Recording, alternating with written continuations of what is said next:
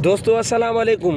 पन्नो आकिल जी तारीख़ में पहिरियों भेरो सरकारी तौर ते मीलाद मल्हाइण ऐं रबिउल अव्वल जे हवाले सां मीलाद मुस्तफ़ा कमेटी तालका पन्नो आकिल जो हर नमूने सां भरपूर साथ ॾियण ते डॉल्फिन होटल ते मीलाद मुस्तफ़ा कमेटी तालका पन्नो आकिल जे तरफ़ां मुख़्तसिर तक़रीब रखी वई, जंहिंमें SDM पन्नो आकिल मौलादाद ख़ान दुरानी, TMO पन्नो आकिल सिजाद हुसैन सिमायर साहब ऐं मुख़्तियारकार पन्नो आकिल शाहनवाज़ ख़ान चारण साहब जन खे गुलनि जा हार पाराया विया। मीलाद मुस्तफ़ा कमेटी तालका पन्नो आकिल जे तरफ़ां आयल सभिनी महिमाननि खे गुलनि जा हार पाराया विया।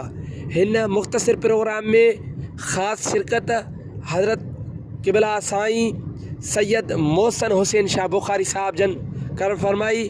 उन खां अलावा ख़ासि शिरकत शेर अहले सुन्नत फ़कीर हबीबुल्लाह कादरी साहब जन करण फरमाई।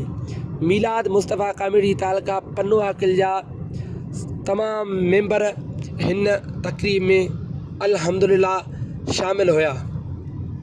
TMO पन्नो आकिल सिजाद हुसैन सिमायर, SDM मौलादाद ख़ान दुरानी ऐं मुख़्तियारकार पन्नो आकिल शाहनवाज़ ख़ान चारण साहब जन जो चवणु हुयो त इंशाअल्लाह 11 रबिउल अव्वल जे ॾींहुं हर साल पन्नो आकिल में सरकारी सतह ते मीलाद मुस्तफ़ा सल्लल्लाहु अलैहि वसल्लम जो आलीशान प्रोग्राम मल्हायो वेंदो।